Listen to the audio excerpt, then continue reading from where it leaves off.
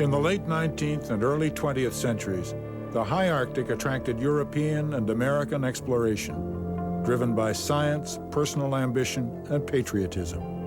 It was one of the last uncharted places on the globe. Today, inside the park, this site has the same protective status as the Parliament buildings in Ottawa. On a low mud ledge overlooking Discovery Harbor, a quiet inlet on the northeast coast of Ellesmere Island, are the remains of Fort Conger, a chilling monument to the eternal struggle to conquer the North. Almost 100 years ago, American Admiral Robert E. Peary built these crude huts as a base camp for an attempt to reach the North Pole.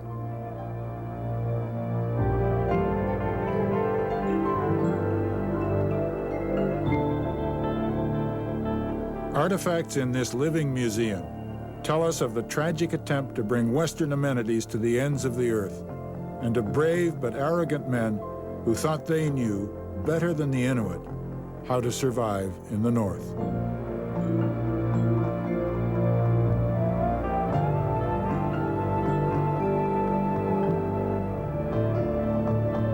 Protecting this site is another of the park warden's responsibilities.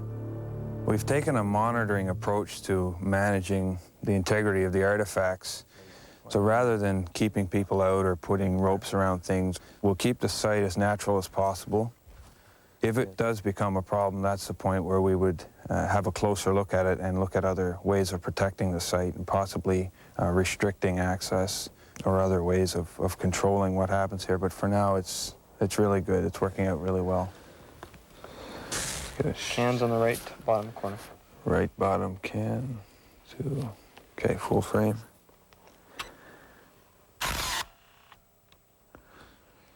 Okay.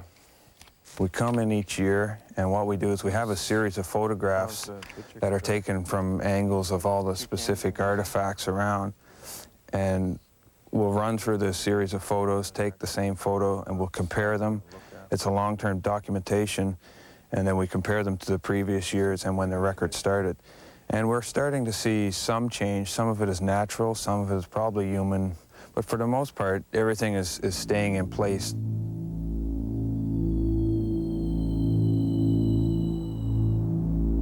The original, much larger Fort Conger was the focal point of a disaster which began with a communications breakdown and ended with suffering, death, and cannibalism. The structure was built in 1881 by a U.S. naval expedition with Lieutenant Adolphus Greely in command. Greely and his men were sent to Ellesmere Island to carry out scientific experiments, but their true mission was to re-establish America's dominance in northern exploration. Greely's party spent 2 uneventful winters at Fort Conger. They built a research station to record meteorological and other data. The shutters of the weather station are still there. And so are the barrel hoops surrounding an unproductive vegetable garden. Greely's orders were to await a resupply ship. If the ship did not reach him in the 3rd year, he and his men were to make their way down the coast to a more southerly rendezvous. The 3rd winter was fast approaching, so Greely reluctantly decided to follow orders. In open boats, he drove south 320 kilometers through ice floes. At the hard-won rendezvous, there was no sign of the resupply ship, and Greely had to watch his men die slowly of starvation. By spring, when rescuers reached their miserable death camp, only 7 of the 25 were still alive. Some of the dead had had their flesh surgically removed. In a rare photograph of Greely aboard the rescue ship, he has the appearance of a man who has been face to face with death. 15 years later, on January the 6th, 1899, Admiral Peary arrived at Fort Conger and decided it would serve as a base in his quest for the pole. And he came in there, and they actually found the place the way the Greely people had left it, with half-eaten meals and open tins of things. They actually were able to get the stoves going for heat. Peary was an early American celebrity. A large man, more than 6 feet tall, he had learned what many of his predecessors never did, that to thrive in the North, he must adopt Inuit ways. Peary immediately recognized the inefficiency of the huge, barn-like fort. It was impossible to heat.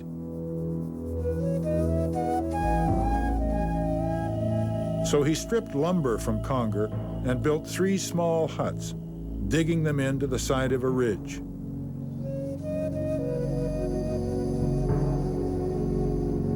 Tunnels were built, Inuit style, to link the dwellings and to save occupants from going out in the bitter cold. Nearly a century later, traces of the tunnels are still evident. A coal deposit near the camp supplied fuel for Army-issue stoves.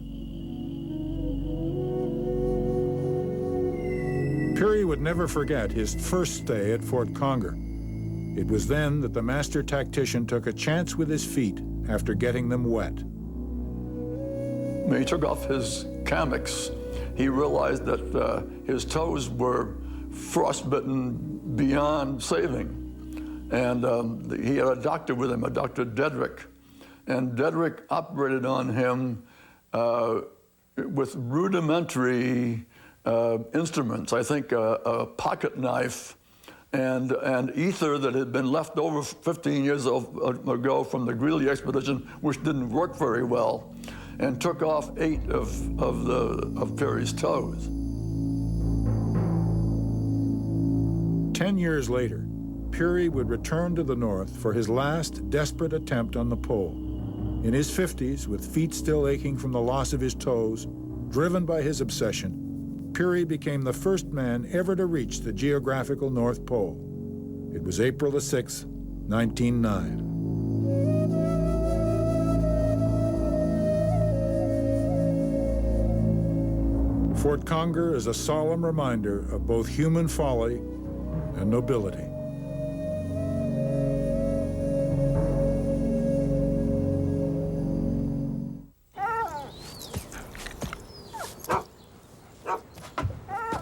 I gotta take him to...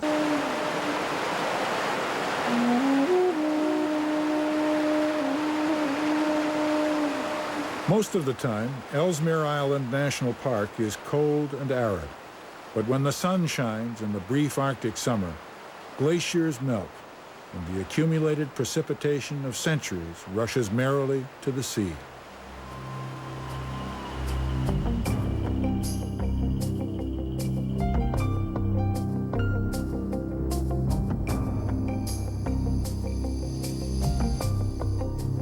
I never expected to get here, although when the chance came, it was easy enough. I came sitting comfortably in a modern aircraft for 10.5 hours, and arriving was a shock to the system.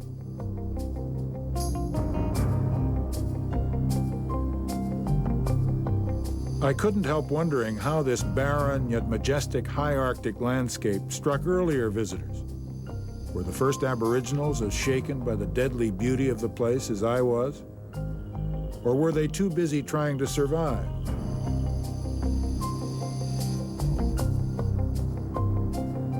Their art suggests they were moved by this place and its creatures.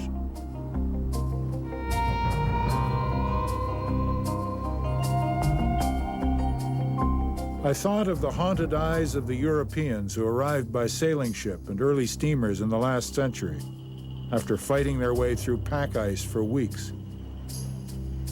Pathetically ill-equipped and inexperienced, many of them died here, never to see their homes and families again.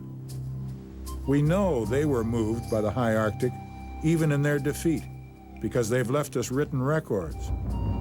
After a few short days in their footsteps here, I begin to understand their obsessions, if not their bravery.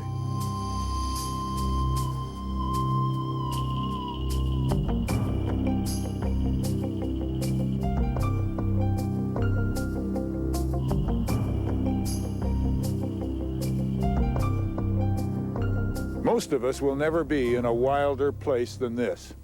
Ellesmere Island National Park Reserve is not just north of 60, but north of 80. Flying here is extremely costly, and visitors must bring with them everything they're going to need during their stay. The nearest store and the nearest doctor are 1,000 kilometers away, 3 or 4 hours by air. But this doesn't seem to worry most visitors unduly. They are too caught up with the power and the mystery of the place.